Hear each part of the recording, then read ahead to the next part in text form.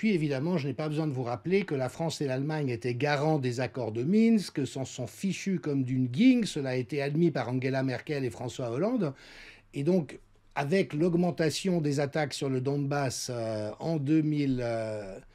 en février 2022, et Poutine qui avait très clairement dit que c'était une ligne rouge, ben évidemment qu'on a beau blâmer cet affreux dictateur qui est Poutine, et je rappelle que je suis ni trumpiste ni poutiniste, mais là on est face vraiment à une arnaque absolument épouvantable parce qu'elle se traduit par des centaines de milliers de morts.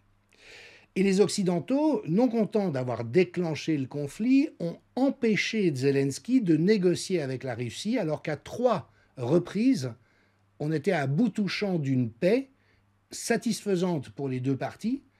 Et là, je vous passe un extrait de Jacques Beau, mon compatriote, ancien colonel de l'armée suisse et des services de renseignement, qui a travaillé en Ukraine longtemps, au micro d'Aude Lancelin et qui nous rappelle la réalité de cet historique. Il y a quelque chose qu'il faut quand même rappeler ici, que vous rappelez tout le temps, Jacques Beau, et qu'on ne rappelle pas assez, parce que dans nos médias, sur ces questions-là, on désinforme en permanence.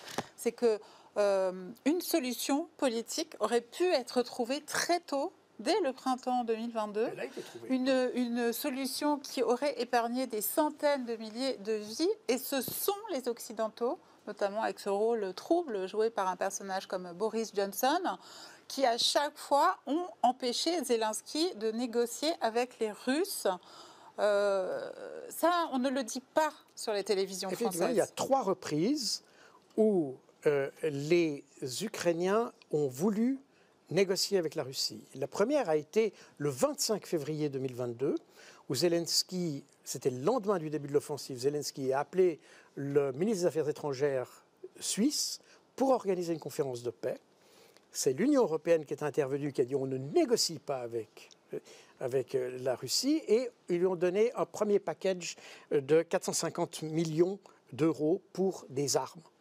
La deuxième fois est arrivée 3 semaines plus tard, à la mi-mars, lorsque Zelensky, constatant que son armée était dans une situation difficile, est arrivé avec une proposition pour lesquelles les Russes s'étaient déclarés intéressés et favorables à discuter sur cette base, et qui a pratiquement été signée d'ailleurs, parce qu'on a déjà la proposition signée par la délégation ukrainienne qui a été présentée. Donc on sait qu'on est allé très très loin dans cette discussion.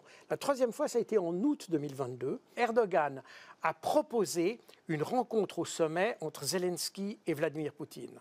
Vladimir Poutine a fini par accepter cette entrevue, et c'est de nouveau Boris Johnson, une nouvelle fois, qui a dit c'est pas le moment de faire des négociations fumeuses, je crois qu'il employait ce terme-là, et on a abandonné une troisième fois une possibilité d'avoir la paix.